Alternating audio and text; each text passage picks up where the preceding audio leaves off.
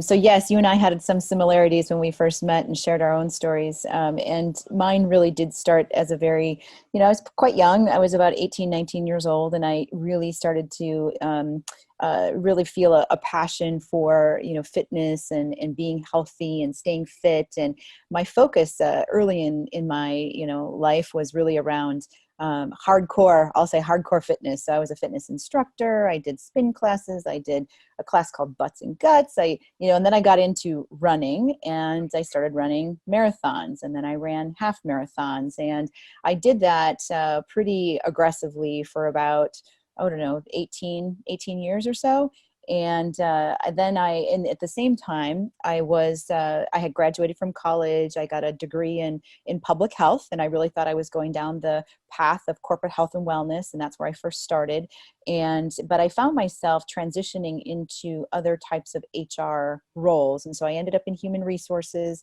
I ended up managing teams, implementing technology. I did that for about 12 to 13 years, and while at the same time continuing to run half marathons and have babies and all that good stuff. And I really led what I thought to be an incredibly healthy life. I was pretty cautious about the things I ate, at least I thought I was. But I know now that the things that I chose to consume probably weren't as healthy as I know they could have been, now that I'm in a different place.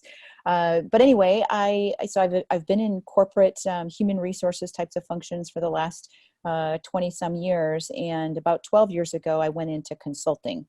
And in consulting, I've been working with a variety of organizations, helping them to kind of transform the whole employee and workforce experience. And we do that through, thinking differently, mindset, people, process, technology, all of these elements, kind of encompass into one. And a lot of my work, as a matter of fact, has actually been focused around change management. So how do we really encourage employees and managers and leaders of companies to change their thinking around, how we embrace new ways of working and things like that. So I only tell you that because a lot of that work that I did in human resources, while it started in corporate health and wellness, it transitioned into change management and managing change and transition. The last 2 years of the last position that I held, we went through some pretty significant changes around merger acquisition, and I was on the front end of managing the merger of two businesses, one which was an Indian-based organization of 150,000 employees, and the company I was a part of was a small startup, 2,000 person company in the, more in the consulting capacity, implementation of technology. And I found myself for about 18 months being extremely driven and stressed, and it was hard, yet I felt like I was managing a lot of it the way I had thought I had in my entire life. I continued with my exercise. I wasn't running half marathons at the time because I just didn't have time. But I thought I was managing the stress. I thought I was getting through everything. And it wasn't until I decided I couldn't do it anymore. I just was burnt out, and I didn't know how to feel good anymore. I mean, I started to, basically like the kind of things that you just kind of brush off. I felt I was gaining weight. My stomach was not always pleasant. My digestive system wasn't working as well as I thought it should be. I felt tired. I just literally felt tired. And when I made the decision to quit that job, it was like a load of stress was released. And a month later, I started doing hot yoga, and I had never done hot yoga before. And I thought my initial reaction to it was, I don't have time to lie on the mat for an hour. But what I quickly realized was, wow, this is a lot more than just lying on a mat and stretching. I was getting a full body workout, and I wasn't pounding my joints and, my muscles and feeling like I was just tired all the time. I started to almost feel a lot more energy. So I was doing that for about a month. And again, I had started a brand new job. I'm in a chief people officer role. I'm managing people operations for a startup consulting organization. I love the people I'm working with. And a month into that, I was diagnosed with stage 3 breast cancer. I was beyond shocked, because in my thinking and, in terms of how I lived my life, I was like, how is this happening to me? Why am I being diagnosed with what I thought would never be something I would be faced with? There was no cancer in my family, no history. My family, there's a heart disease and things like that, but never, no sort of cancer. I had lived a healthy life. I thought I was eating healthy. I thought I was managing stress, but I do know, after my diagnosis, I was like, I needed to take a step back and really think about how I was living. And when I did that, I immediately, well, of course, as when you're diagnosed with cancer, a lot of things happen really quickly. And I felt a bit out of control right from the beginning. And I thought, I can't allow something else to control my destiny. And so I took it upon myself to really start to learn about why people get cancer.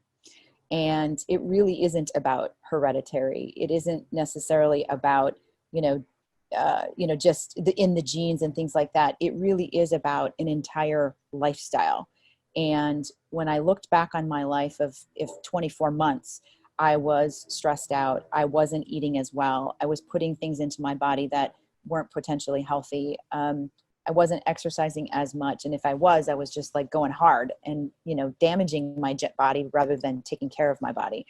And then I learned a lot about nutrition. And when I started to track the things that I was eating and the things that would cause cancer, even simple things like, and I had eaten meat my entire life, but I started watching documentaries. I watched Fork Over Knives. I watched What the Health, which was super informative. And it was like, I really wasn't paying that close attention to the animal products that I chose to consume. I didn't eat a lot of red meat, but I ate chicken, I ate turkey, I ate fish and all those sorts of things. But when I went to the grocery store, just like most human beings and people that I was surrounded by, I would look for what was on sale, what looked the biggest, the best, whatnot. And oftentimes if it was chicken breast, they were pumped up with hormones and antibiotics. And I didn't read the labels. I just picked what I thought looks good. And so when I really started to learn about what was going on in our industry of food, I really took a step back and I thought, I haven't been eating healthy. I haven't been paying attention. And, I went through my pantry first and I really started to look at labels, and I looked at, sugar, cancer feeds on sugar. And so immediately I was like, well, I don't eat a lot of sweets. Sweets weren't even that enjoyable for me.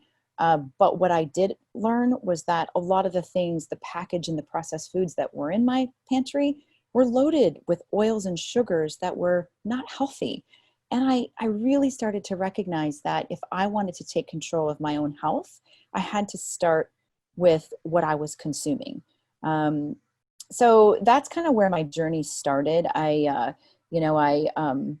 was really shocked to have to be dealing with cancer. But at the same time, now looking back a year, I was diagnosed in August of 2018, and going through a year of treatment and managing my health in a very different way.